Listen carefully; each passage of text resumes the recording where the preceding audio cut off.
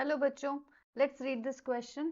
We have assertion and reason. Assertion कहता है non competitive inhibitor inhibit the catalytic activity of enzyme by binding with its active site. So पहले assertion देख लेते हैं. तो assertion कह रहा है कि जो इनहिबिटर होता है, so for example you have an enzyme like this and then we have a substrate. So यहाँ पे this is enzyme, this is substrate, and this is the active site of enzyme. और इसी active site पे substrate bind होता है. So once it binds, ये chemical actions दिखाता है, केमिकल रिएक्शन होने लग जाते हैं. लेकिन we take inhibitors in the form of medicines, या फिर इसको हम ड्रग्स भी बोल सकते हैं. तो जो हम इसको जब इनटेक करते हैं तो ये क्या करता है, ये इन दोनों की बाइंडिंग में प्रॉब्लम क्रिएट करता है. It doesn't allow substrate and enzyme to bind. So जो इनहिबिटर होते हैं वो दो टाइप के होते हैं. We have two types of inhibitors. एक होता है competitive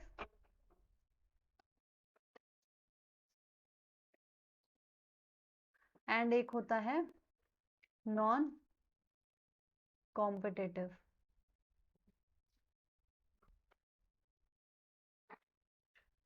so competitive and non competitive. So competitive inhibitor जो होता है, it has the shape of the substrate. वो ऐसा ही दिखेगा और वो क्या करेगा, वो एक्टिव साइट पे जाके बाइंड करेगा. एंड एक बार ये कॉम्पिटिटिव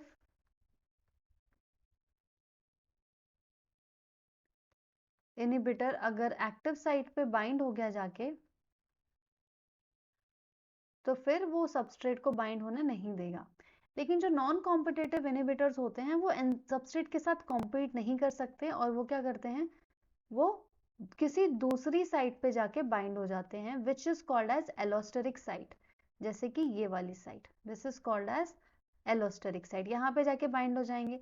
अब यहाँ पे बाइंड होंगे तो ये जो एक्टिव साइट है, एक्टिव साइट की शेप चेंज हो जाएगी. सो the shape of active site will become somewhat like this. And once the shape of active site changes, उस टाइम पे सबस्ट्रेट एंजाइम को रिकॉग्नाइज नहीं कर पाएगा और उसकी साइट पे बाइंड नहीं हो पाएगा. सो मेनली जो नॉन कॉम्पिटिटिव इनहिबिटर्स होते हैं, they do not bind with the active site, they bind with the allosteric site. So जैसा कि स्टेटमेंट कह रहा है, the catalytic activity of enzyme by binding with its active site, this statement is wrong. So assertion is wrong. Ab reason is non-competitive inhibitor changes the shape of the active site in such a way that substrate can't recognize it. So yes, जैसा कि मैंने आपको बताया, यहाँ पे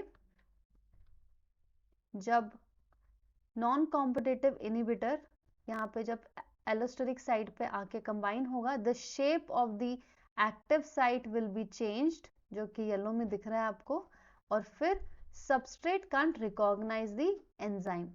सो reason is the correct statement. So यहाँ पे assertion wrong है और रीजन करेक्ट है. सो यहाँ पे जो fourth statement we are able to see, that is assertion is wrong statement but reason is correct statement.